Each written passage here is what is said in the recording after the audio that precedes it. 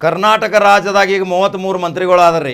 33 ಮಂತ್ರಿಗಳು ಆದ ತಕ್ಷಣ 135 MLAಗಳು ಆರಿಸಿ ಬಂದರು. ಜನ ಇವತ್ತು ಏನು ವಿಚಾರ ಮಾಡಕತ್ತಾರ, ನಮಗೆ ಬಂದು ಫೋನ್ ಮಾಡ್ತಾರ, ಕೇಳ್ತಾರೆ, ಕಾಕ ಮಂತ್ರಿಗಳಿಗೆ ಒಂದು ಎಚ್ಚರಿಕೆ ಕೊಡು, ಏನು ಎಚ್ಚರಿಕೆ ಕೊಡು ಅಂತ ಹೇಳ್ತಾರೆ. ನಾವು ಹೋಗಿರ್ತೇವೆ ಮಂತ್ರಿ ಕಡೆ ಕೆಲಸ ತೊಗೊಂಡ, ನೋಡ್ತೀನಿ, ಮಾಡ್ತೀನಿ, ನಾಳೆ ಮಾಡ್ತೀನಿ, ನಾಡ್ದು ಮಾಡ್ತೀನಿ ಅನ್ನಕ್ಕೆ ಹೋಗಕ್ಕೆ ಹಚ್ಚಬೇಡ ಕಾಕ. ಸಾವಿರಾರು ಕಿಲೋಮೀಟ್ರ್ ಹೋಗಿರ್ತೀವಿ, ಅಲ್ಲಿ ಅವರ ಆಪ್ತ ಕಾರ್ಯದರ್ಶಿಗಳು, ಅವರ ಸಹಾಯಕರು ಸಹಿತ ಯಮಾರಿಸ್ತಾರ, ತಪ್ಪು ಹೇಳ್ತಾರ, ಸುಳ್ಳು ಹೇಳ್ತಾರ. ಆದ್ರೆ ಅಲ್ಲಿ ಮಂತ್ರಿಗೆ ಭೇಟಿ ಮಾಡಿಸುವಂಥ ಅವಕಾಶ ಕಲ್ಪನೆ ಮಾಡಿಕೊಡುವುದಿಲ್ಲ. ಇವತ್ತು ಭಾಳ ಶ್ರಮಪಟ್ಟು ಕಾಂಗ್ರೆಸ್ ಕಾರ್ಯಕರ್ತರು ಮತ್ತು ಮತದಾರರು ಇವತ್ತು ಒಂದು ಸ್ವಚ್ಛ, ಒಂದು ದಕ್ಷ, ಒಳ್ಳೆ ಆಡಳಿತ ಬೇಕು, ಕರ್ನಾಟಕ ರಾಜ್ಯದಲ್ಲಿ ಒಂದು ಒಳ್ಳೆಯ ಅಧಿಕಾರವನ್ನು ನಡೆಸಿಕೊಡಬೇಕು, ಜನಮೆಚ್ಚುಗೆಯ ಸರ್ಕಾರವನ್ನು ತರಬೇಕು ಅನ್ನೋ ಭಾವನೆಯಿಂದ ಇವತ್ತು ಈ ಸರ್ಕಾರವನ್ನು ತಂದಾರ. ಆದರೆ 33 ಮಂತ್ರಿಗಳಿಗೆ ಮತ್ತು ಉಳಿದ ಎಲ್ಲ ಶಾಸಕರಿಗೆ ಒಂದು ವಿನಂತಿ ಏನು ಮಾಡ್ತೀನಿ ಅಂದ್ರೆ, ಯಾರೋ ನಿಮ್ಮ ಹತ್ತಿರ ಬಂದರೂ ಸಹಿತ ಸಹಾನುಭೂತಿಯಿಂದ ಅವನ ಅರ್ಜಿಯನ್ನು ಪರಿಶೀಲಿರಿ, ಅವನ ಪರಿಶೀಲನೆ ಮಾಡಿ ಅವನ ಸುಖ ದುಃಖ ಅವನ್ನು ನಿವಾರಣೆ ಮಾಡಿರಿ. ಅಂದ್ರೆ ನಿಮಗೆ ಮತ್ತಷ್ಟು ಶ್ರೇಯಸ್ಸು ಹೆಚ್ಚು ಸಿಗುತ್ತೈತಿ. ಉನ್ನತ ಸ್ಥಾನಕ್ಕೆ ಹೋಗುವ ಸಲುವಾಗಿ ನಿಮಗೊಂದು ಪ್ರಮೋಷನ್ ಕೊಡ್ತಾರೆ ಇದೇ ಮತದಾರ ಆಶೀರ್ವಾದ ರೂಪದಲ್ಲಿ. ಅಲ್ಲಿ ಹೋದ ತಕ್ಷಣ ಮಂತ್ರಿಗಳು ನೇರವಾಗಿ ಜನತಾ ದರ್ಶನ ಕಾರ್ಯಕ್ರಮಗಳು ಹಾಕೋಬೇಕು ಪ್ರತಿ ಜಿಲ್ಲೆಯಲ್ಲಿ ಅಂತ ನಾವು ಮೊದಲಿಂದ ಹೇಳ್ಕೊತ ಬಂದೀವಿ. ಪ್ರತಿ ಜಿಲ್ಲಾ ಉಸ್ತುವಾರಿ ಸಚಿವರು ಪ್ರತಿ ತಿಂಗಳ 2 ದಿವಸ ಸಂಪೂರ್ಣವಾಗಿ ಸಾರ್ವಜನಿಕರಿಗಾಗಿ ನಾವು ಮೀಸಲಿಟ್ಟಿದ್ದೀವಿ. ಬೆಳಗಿಂದ ಸಾಯಂಕಾಲವರೆಗೆ ಎಲ್ಲ ತಾಲೂಕಿನ ಜನ ಉಸ್ತುವಾರಿ ಮಂತ್ರಿಯನ್ನು ನೇರವಾಗಿ ಭೇಟಿ ಮಾಡಬಹುದು, ತಮ್ಮ ಅಹವಾಲುಗಳನ್ನು ಕೊಡಬಹುದು, ಅಹವಾಲವನ್ನು ಸ್ವೀಕರಿಸಿ ಇತ್ಯರ್ಥಪಡಿಸಬಹುದು. ಒಂದು ಕಡೆ ಅಧಿಕಾರಿ ವರ್ಗ ಕೂಡಲಿ, ಒಂದು ಕಡೆ ಜನಸಾಮಾನ್ಯರು ಕೂಡಲಿ, ನೇರವಾಗಿ ನಡುವ ಮಂತ್ರಿ ಕೂಡಲಿ. ಆ ಮಂತ್ರಿಯವರಿಗೆ ಯಾರು ತಮ್ಮ ಅಹವಾಲವನ್ನು ಜನ ಕೊಡ್ತಾರ ಅದೇ ಅಧಿಕಾರಿಗಳಿಗೆ ಅಲ್ಲೇ ಆದೇಶವನ್ನು ಮಾಡಿ ಆ ಸೂಕ್ತ ಪರಿಹಾರ ಕೊಟ್ರಂದ್ರೆ ಕರ್ನಾಟಕ ರಾಜ್ಯ ಎಷ್ಟು ಮೆಚ್ಚುಗೆ ವ್ಯಕ್ತಪಡಿಸ್ತಾರಲ್ರಿ.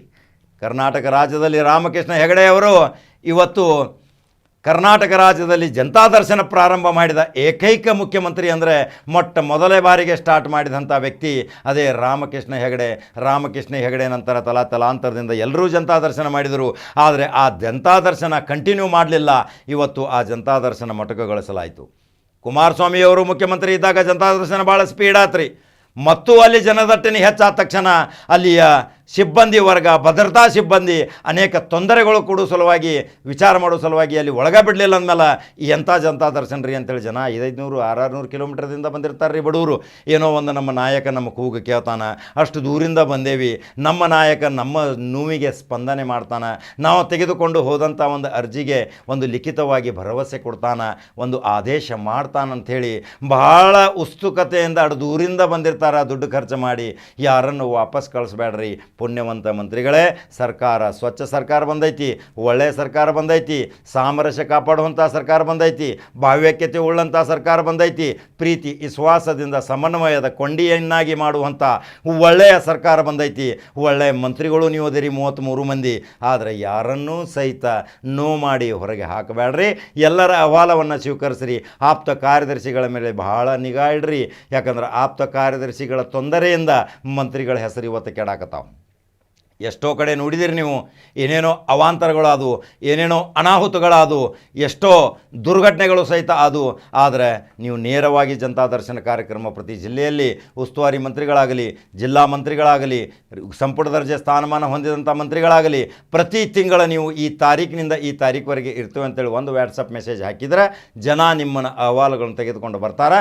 ನೇರ ನಿಮ್ಮ ಜೊತೆ ನಿಮ್ಮ ಜಿಲ್ಲೆಯಲ್ಲಿಯೇ ಇತ್ಯರ್ಥ ಆಗ್ತಾವ. ಅದರ ಸಲುವಾಗಿ ಬೆಂಗಳೂರು ಹೋಗುವುದು ತಪ್ಪತೈತಿ. ಇದನ್ನು ಮಾಡ್ತೀರಿ 33 ಶಾಸಕರು, 33 ಮಂತ್ರಿಗಳು, ಉಳಿದ ಎಲ್ಲ ಶಾಸಕರು ಸಹಿತ ಜನತಾ ದರ್ಶನ ತಮ್ಮ ಕ್ಷೇತ್ರದಲ್ಲಿ ಮಾಡಲಿ. ಪ್ರತಿ ವಾರ ಆಗಲಿ, ಪ್ರತಿ ತಿಂಗಳು ನಮ್ಮ ಶಾಸಕ ನಿಮ್ಮ ಅಹವಾಲು ಸಲುವಾಗಿ ಸಿದ್ಧದಾನ, ಬೆಳಗಿಂದ ಸಾಯಂಕಾಲವರೆಗೆ ನಿಂತು ಕೆಲಸ ಮಾಡ್ತಾನಂತೇಳಿ ಒಂದು ಸಣ್ಣ ಮೆಸೇಜ್ ಮಾಡಿರಿ. ಇವತ್ತು ಸೋಷಿಯಲ್ ಮೀಡಿಯಾ ಭಾಳ ವೈರಲ್ ಐತಿ. ಆ ಮೆಸೇಜ್ ನೋಡಿದ ತಕ್ಷಣ ಜನ ಬರ್ತಾರೆ. ಬೆಂಗಳೂರಿಗೆ ಹೋಗಲಾರ್ದಂಥ ಪರಿಸ್ಥಿತಿ ಇರ್ತೈತಿ. ಮುಖ್ಯಮಂತ್ರಿಯ ಪರಿಹಾರಧನ ತೆಗೆದುಕೊಳ್ಳೋ ಸಲುವಾಗಿ ಅನೇಕ ರೋಗ ರುಜಿನಗಳಿಂದ ಬಳಲಿ ಹಣಕಾಸಿನ ವ್ಯವಸ್ಥೆ ಇಲ್ಲದೆ ತೊಳಲ್ತಾ ಇರ್ತಾರ, ಅನುಭವಿಸ್ತಾ ಇರ್ತಾರ. ಆ ಅಹವಾಲ ತೆಗೆದು ಮುಖ್ಯಮಂತ್ರಿ ಪರಿಹಾರ ನಿಧಿಯಿಂದ ರೊಕ್ಕ ತೊಗೊಳಕ್ಕೆ ಬರ್ತಾರೆ. ಅದರ ಸಲುವಾಗಿಯೂ ಸಹಾನುಭೂತಿಯಿಂದ ಕೂಲಂಕುಷವಾಗಿ ಪರಿಶೀಲನೆ ಮಾಡಿರಿ, ಅವರಿಗೆ ಇತ್ಯರ್ಥ ಮಾಡಿರಿ, ಅವರಿಗೆ ನಿಮ್ಮ ಸಾಧ್ಯವಾದಷ್ಟು ಹಣ ಕೊಡಿಸುವಲ್ಲಿ ಆದೇಶ ಮಾಡಿರಿ. ಎಲ್ಲ ಮಂತ್ರಿಗಳಿಗೆ ಒಂದು ವಿನಂತಿ, ಭಾಳ ಒಳ್ಳೆಯ ಸರ್ಕಾರ ಬಂದೈತಿ, ಖುಷಿಯಲ್ಲಿದ್ದಾರೆ ಜನ. ಆದರೆ ನಿಮ್ಮಿಂದ ಏನಾದರೂ ತೊಂದರೆಯಾಗಿ ಆ ಸರ್ಕಾರಕ್ಕೆ ಹೆಸರು ಕೆಡಬಾರದು. ಶಾಸಕರು ಮತ್ತು ಮಂತ್ರಿಗಳು ಈ ದಿಸೆಯಲ್ಲಿ ಈ ವಿಡಿಯೋವನ್ನು ಕೂಲಂಕುಷವಾಗಿ ಭಾಳ ಕುತೂಹಲದಿಂದ ನೋಡ್ರಿ, ಎಲ್ಲರಿಗೂ ತಿಳಿಸ್ರಿ ನಿಮ್ಮ ಶಾಸಕ ಹೆಂಗಿರಬೇಕು. ನಮ್ಮ ಶಾಸಕ ನಮ್ಮ ಹೆಮ್ಮೆ, ನಮ್ಮ ಮಂತ್ರಿ ನಮಗೆ ಹೆಮ್ಮೆ, ನಮ್ಮ ಜನನಾಯಕ ನಮಗೆ ಹೆಮ್ಮೆ ಅನ್ನೋದು ನಾಳೆ ಬರುವ ಚುನಾವಣೆಯಲ್ಲಿ ಬರೀ ಕೈ ಮುಗಿದು ಹೋದ್ರೆ ಸಾಕು ಓಟ್ ಹಾಕಬೇಕು. ಹಂಗೆ ಮಾಡ್ತೀರಿ ಮಂತ್ರಿಗಳ ಶಾಸಕಗಳ? ಇವತ್ತು ಭಾಳ ಎಚ್ಚರಿಕೆಯಿಂದ ಈ ವಿಡಿಯೋ ನೋಡ್ರಿ. ಈ ವಿಡಿಯೋ ನೋಡಿದ ತಕ್ಷಣ ಏನು ಮತದಾರರ ಮತ್ತು ಅಭಿಮಾನಿ ಬಳಗದ್ದು ಮತ್ತು ಜನತೆಯ ಅಭಿಪ್ರಾಯ ಏನದಾವ ನೇರವಾಗಿ ನನ್ನ ಕಮೆಂಟ್ ಬಾಕ್ಸ್ದಲ್ಲಿ ನಿಮ್ಮ ಅನಿಸಿಕೆ ಹಾಕಿರಿ.